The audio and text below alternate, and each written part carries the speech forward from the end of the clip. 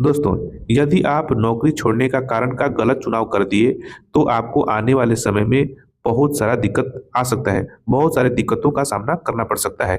कारण ये कि इसमें रीज़न फॉर लिविंग अगर आप एक बार गलत सेलेक्ट कर दिए, तो इसे आप ऑनलाइन सही नहीं करा सकते हैं। फिर आपको ऑफ़लाइन प्रोसेस पे जाना पड़ता है और एक लंबी प्रक्रिया है। तो जब कभी भी आप डेट ऑफ एग्ज़िट अपडेट करें, तो वहाँ पे रीज़न फॉर लिविंग यानी नौकरी छोड़ने का कारण अपडेट करने का जब पूछा जाए, तो वहाँ पे सही ऑप्शन का चुनाव करें। तो आज के इस वीडियो में मैं स्टेप बाय स्टेप सारा प्रोसेस बताऊँगा और यह भी बताऊँगा कि किस समय किस व्यक्ति को, किस मेंबर को कौन-सा ऑप्शन चुनना चाहिए। रिटायरमेंट पे कौन-सा ऑप्शन चुनाव करना चाहिए, बीच में नौकरी छोड़ रहे हैं तब कौन-सा ऑप्शन का चुनाव करना चाहिए, यदि आप रिज़ाइन दे रहे हैं तो किस ऑप्शन का चुनाव करना चाहिए, यदि आपकी कंपनी बंद हो गई है और आप नौकरी छोड़ रहे हैं तो कौन-सा ऑप्शन का चुनाव करना चाहिए। यदि आप 58 साल के हो गए हैं और उसके बाद आप रिटायर हो रहे हैं, तब आपको कौन-सा ऑप्शन का चुनाव करना चाहिए, इत्यादि। यानी कि मैं सारे डिटेल्स आज की इस वीडियो में आपको बताने वाला हूँ, तो आप लोग वीडियो को लास्ट तक ज़रूर देखें और इसके बाद भी यदि आपके मन में कोई कन्फ्यूजन रह जाएगा, तो हमें वीडियो के इस कमेंट में ज़रूर कमेंट करें, मैं आपकी मदद करने की पूरा कोशिश करूँगा। दोस्तों, डेट ऑफ एग्ज़िट वह तिथि है, जिस दिन आपने उस कंपनी में अपना अंतिम कार्य दिवस पूरा किया था। यह महत्वपूर्ण इसलिए है क्योंकि पीएफ निकालना फॉर्म 19 या पेंशन विथड्रॉल फॉर्म 10C के लिए डेट ऑफ एग्जिट जरूरी है। यदि आप डेट ऑफ एग्जिट अपडेट नहीं करेंगे तो आप अपने पीएफ का फुल एंड फाइनल सेटलमेंट नहीं ले सकते हैं। आप फॉर्म 10C नहीं भर सकते हैं, पेंशन का पूरा पैसा आप उठा नहीं सकते हैं, या फॉर्म 10D मंथली पेंशन के लिए अप्लाई नहीं कर सकते हैं। आप अगर इंश्योरेंस का पैसा, पीएफ के इंश्योरेंस का पैसा लेना चाहते हैं, वो भी आपको नहीं मिलेगा। पीएफ ट्रांसफर भी नहीं होगा। यदि आप एक कंपनी छोड़कर दूसरे कंपनी में जा रहे हैं और चाहते हैं कि आपके पीएफ का पैसा ट्रांसफर हो जाए, पुराने पीएफ का पैसा नए पीएफ में ट्रांसफर हो जाए, वह भी नहीं हो सकता है यदि आपका डेट ऑफ एग्जिट अपडेट न हो। दूसरा कि ईपीएस 95 की सेवा गणना, जो भी ईपीएस 95 में जो भी आपने सर्विस किया है, उसका कैलकुलेशन पेंशन तिथि और ईडीएलआई बीमा में डेट ऑफ एग्जिट का सीधा असर पड़ता है। गलत डेट ऑफ एग्जिट होने पर क्लेम रिजेक्ट हो जाता है, डिले होता है या होल्ड हो सकता है, या जितनी बार अप्लाई करेंगे उतनी बार आपका क्लेम रिजेक्ट। दोस्तों, मैं लास्ट वीडियो में डेट ऑफ एग्जिट कैसे अपडेट करना है इसका स्टेप बाय स्टेप प्रोसेस बताया था। इसमें मैं आपको प्रोसेस डिटेल्स में नहीं बता रहा हूँ, लेकिन छोटा सा ओवरव्यू दे देता हूँ। सबसे पहले आप अपना यूएन में लॉगिन कर लें। अगर आपका यूएन एक्टिवेट नहीं है तो आप उमंग ऐप के मदद से एक्टिवेट करके लॉगिन कर लें। यहाँ पे आप मैनेज ऑप्शन में जाएं और मैनेज ऑप्शन में जाकर आप अपना मार्क एग्जिट ऑप्शन सिलेक्ट करें।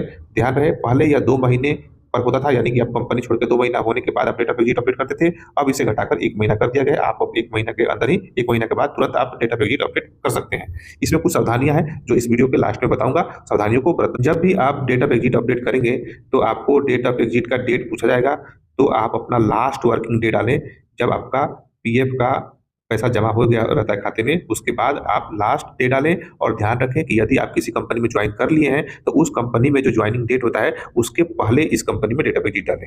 इसको, ये बिल्कुल कॉमन चीज है, इसको आपको ध्यान रखना है। यदि आपको डेट में कोई कंफ्यूजन है तो आप अपने सर्विस हिस्ट्री में जाइए, यूएन मेंबर पोर्टल में जाकर सर्विस हिस्ट्री में जाइए और सर्विस हिस्ट्री जाकर चेक कीजिए कि आपका पिछले कंपनी का डेट ऑफ ज्वाइनिंग क्या है और नए कंपनी का डेट ऑफ ज्वाइनिंग क्या है। उसके बाद ही आप जो है पुराने कंपनी में डेट ऑफ एग्जिट डालें। पहले चेक कर लें कि पुराने कंपनी में डेट ऑफ ज्वाइनिंग क्या है, उसके बाद चेक कर लें कि नए कंपनी का जो डेट ऑफ ज्वाइनिंग क्या दिख रहा है। तो अगर यदि नए कंपनी में डेट ऑफ ज्वाइनिंग 1 तारीख दिख रहा है तो पुराने कंपनी का डेट ऑफ एग्जिट आप जो लास्ट वर्किंग डेट है वो डालें, यानी कि डेट ऑफ ज्वाइनिंग के से पहले वाला डेट डालें। जैसे ही आप डेट ऑफ एग्जिट का डेट डालेंगे तो आपके पास रीजन फॉर लिविंग यानी नौकरी छोड़ने का कारण या प्रकार पूछा जाएगा, जो कि टोटल 9 प्रकार के होते हैं।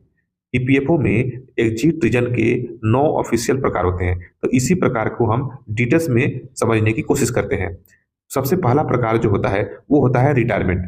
तो किस मेंबर को रिटायरमेंट ऑप्शन चुनना चाहिए? जब कर्मचारी कंपनी की रिटायरमेंट नीति के अनुसार 58 वर्ष की उम्र से पहले रिटायर होता है, तब जब कंपनी ने आपको ईयरली रिटायरमेंट या वीआरएस दे दिया हो। यदि आपने 50 वर्ष, 51 वर्ष, 52 वर्ष की उम्र में ही अगर आप वीआरएस ले रहे हैं या वॉलंटियर रिटायरमेंट ले रहे हैं या ईयरली पेंशन चालू करना चाहते हैं, तो आप डेट ऑफ एग्जिट अपडेट करके और वहाँ पे जो रीजन फॉर लिविंग है वहाँ पे रिटायरमेंट ऑप्शन का चुनाव करें। दूसरा आता है सुपरनुएशन। 58 वर्ष जब आप उम्र पूरा कर लेते हैं तो यह जो है सुपरनुएशन वाली जो रीजन है, यह वास्तविक रिटायरमेंट है।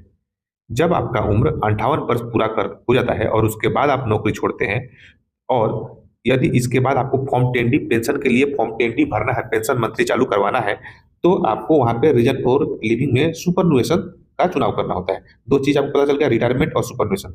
तीसरा है सेसेशन, सर शॉर्ट सर्विस जिसको कहते हैं, short cessation, short service any others reason, ऐसा ऑप्शन आता है वहाँ पे, short service dash any other reason, cessation. इसमें ये सबसे कॉमन रीजन है, ये सबसे ज्यादा इस्तेमाल होने वाला रीजन यही है। यानी कि यदि आप एक कंपनी छोड़कर दूसरी कंपनी में जा रहे हैं, पीएफ ट्रांसफर करवाना है, आपने अगर रेजिग्नेशन दे दिया है, या कंपनी से आपका टर्मिनेशन हो गया है, या आपका सेम कंपनी में कॉन्ट्रैक्ट रिन्यूअल होता है, जैसे एक ही कंपनी में आप कॉन्ट्रैक्ट सिस्टम पे काम करते हैं, तो हर 3 साल पे यदि आपका कॉन्ट्रैक्ट रिन्यूअल होता है, तो यही ऑप्शन का डाला जाता है, सेसेशन या short service any other reason. ठीक है, इसका मतलब इम्प्लॉई ने सामान्य रूप से नौकरी छोड़ी है, इसका यही मतलब होता है। ठीक है, सामान्य रूप से यानी कि रेजिग्नेशन दिया है, टर्मिनेशन है, या कॉन्ट्रैक्ट रिन्यूअल है। जब आप नौकरी बदल रहे हैं, एक कंपनी से दूसरे कंपनी में जा रहे हैं, या सेम कंपनी में आपका कॉन्ट्रैक्ट रिन्यूअल हो रहा है, या एक प्रोजेक्ट से दूसरे प्रोजेक्ट में जा रहे हैं, या आपका ब्रांच चेंज हो रहा है, जब आपने रेजिग्नेशन दे दिया है, या आपको कंपनी टर्मिनेट कर दिया है, निकाल दिया है, या विशेष परिस्थिति में आपको कंपनी छोड़ना पड़ रहा है, तो इस समय आपको जो तीसरा ऑप्शन है, cessation short service any other reason, ये ऑप्शन आता है, इसका चुनाव करें। अगला आता है सेसेशन इल हेल्थ, यानी कि बीमारी के कारण नौकरी छोड़ना। जब गंभीर बीमारी या मेडिकल कारणों से नौकरी छोड़नी पड़े, तब जब जब आपको डॉक्टर आपको सलाह दे, डॉक्टर आपका प्रिस्क्रिप्शन बना के दे, डॉक्यूमेंट या सर्टिफिकेट बना के दे, और डॉक्टर बोले कि नहीं आपको अब रेस्ट करना है, आप नौकरी नहीं कर सकते हैं, तो ऐसे कारण में सेसेशन इल हेल्थ, ये वाली ऑप्शन का चुनाव करें। पांचवा ऑप्शन है सेसेशन कंट्रेशन और डिसकंटिन्यूएशन ऑफ एम्प्लॉयर बिजनेस। जब कंपनी प्रोजेक्ट बंद हो रहा हो, या कंपनी का काम खत्म हो रहा है, ऐसे कंडीशन में जब कंपनी कोई यूनिट या साइट या प्रोजेक्ट बंद कर दे, और कंपनी को वहाँ से टर्मिनेट कर रहा है, या वहाँ से ट्रांसफर कर कहीं और कर रहा है, और नए यूनिट में आपका ज्वाइनिंग हो रहा है, या जब आर्थिक कारणों से कर्मचारी को रिलीव किया जाता है, जब कंपनी का आर्थिक स्थिति खराब हो जाता है और सारे एम्प्लॉय को रिलीफ दिया जाता है, तो इस वक्त जब वहाँ पे डेटा वेजिट अपडेट कराया जाता है, तो वहाँ पे सेसेशन, कंट्रैक्शन और डिसकंटिन्यूएशन ऑफ एम्प्लॉयर बिजनेस, इस ऑप्शन का चुनाव किया जाता है। तो 5 ऑप्शन आपको समझ में आ गया, इसमें कोई दिक्कत है तो आप लोग हमें कमेंट करें। अब हम जानते हैं छठा कारण। इस छठा कारण में cessation other cause beyond control of employees, cessation other cause beyond control of employees, जब आपकी गलती न होते हुए भी बाहरी कारणों से नौकरी छूट जाए, जैसे कि नेचुरल क्लैमिटी, प्रोजेक्ट का बंद होना, लोकेशन का बंद होना, अचानक पॉलिसी चेंज हो जाना, तो ऐसे कंडीशन में इस ऑप्शन का चुनाव किया जाता है। सबसे महत्वपूर्ण है डेथ इन सर्विस।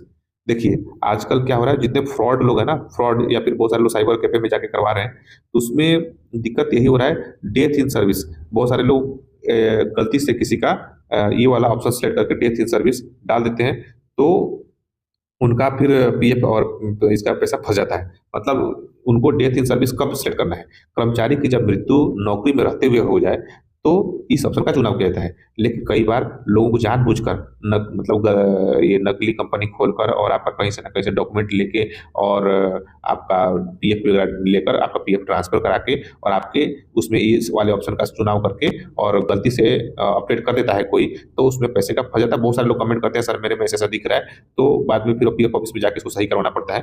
तो इस ऑप्शन का चुनाव बेहद ही महत्वपूर्ण है। इसको आप इसको चुनाव ना करें, क्योंकि इसको करने के बाद आपका पूरा पेंशन जितना भी है आपका ईडीएलआई वगैरह सब कुछ डिस्टर्ब हो जाता है।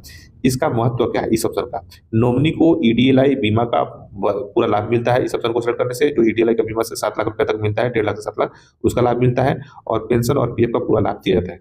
जब कोई भी मेंबर काम करने के दौरान अगर उसका डेथ हो जाता है, तो डेथ इन सर्विस इस वाले ऑप्शन का चुनाव किया जाता है। 8वां होता है डेथ अवे फ्रॉम सर्विस, मतलब सेवा छोड़ने के बाद मृत्यु। कर्मचारी की मृत्यु छोड़ने के मतलब कर्मचारी की मृत्यु नौकरी छोड़ने के बाद हो, तो इस वाले ऑप्शन का चुनाव करते हैं। मतलब कि आपने नौकरी छोड़ दिया है लेकिन अभी आपने सेटलमेंट लिया नहीं है पीएफ का, पेंशन का, और उसके बीच आपका उसी दौरान आपका डेथ हो जाता है या किसी कर्मचारी का हो जाता है, तो इस ऑप्शन का चुनाव करें। ठीक है, वहाँ पे आप ये गलती ना कर दें कि डेथ इन सर्विस, ये वाली गलती ना करें, डेथ अवे फ्रॉम सर्विस करें, नौकरी छोड़ने के बाद वाली।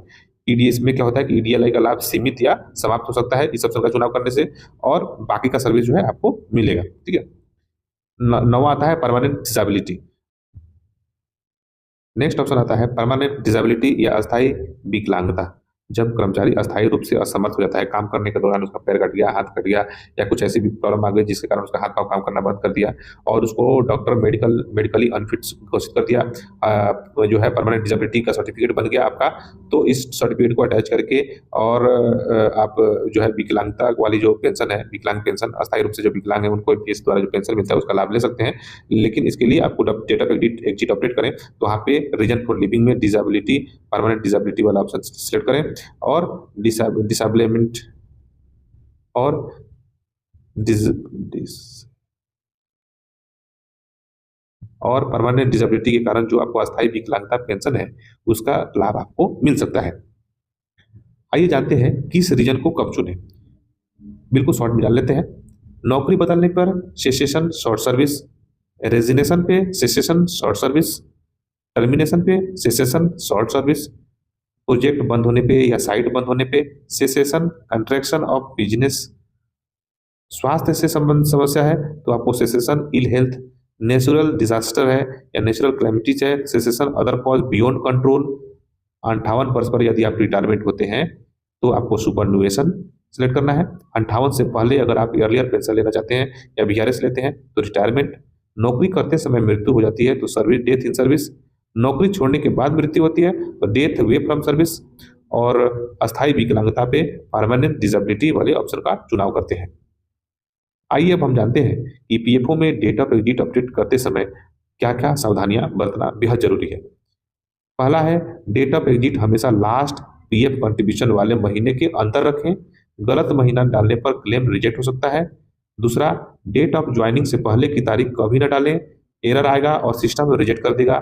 रीजन फॉर एग्जिट बहुत सोच समझ कर चुने, गलत रीजन फ्यूचर बैकग्राउंड वेरिफिकेशन में मिसमैच दिखा सकता है और ईडीएलआई व पेंशन की समस्या आ सकती है। चौथा है, एक बार डेट ऑफ एग्जिट अपडेट हो गया, गलत हो गया या सही हो गया तो ऑनलाइन इसे चेंज नहीं कर सकते हैं।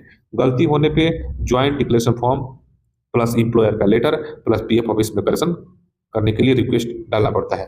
पांचवा, ड्यूअल एम्प्लॉयमेंट यानी एक साथ में दो दो जगह पे नौकरी दिख रहा है, ऐसे कंडीशन पर जो हर पुरानी कंपनी का डेट ऑफ एग्जिट जरूर अपडेट करें, तभी पीएफ ट्रांसफर फॉर्म 13 स्मूथ होगा। तो आशा करता हूँ यह जानकारी आपको बेहद अच्छा लगा होगा, तो प्लीज़ वीडियो को लाइक कर दें और चैनल में पहली बार वीडियो देख रहे हैं तो चैनल को सब्सक्राइब करना ना भूलें। और आपके मन में कोई भी कन्फ्यूजन है, इससे रिलेटेड है या इससे बाहर भी है, तो आप हमें कमेंट के माध्यम से पूछ सकते हैं।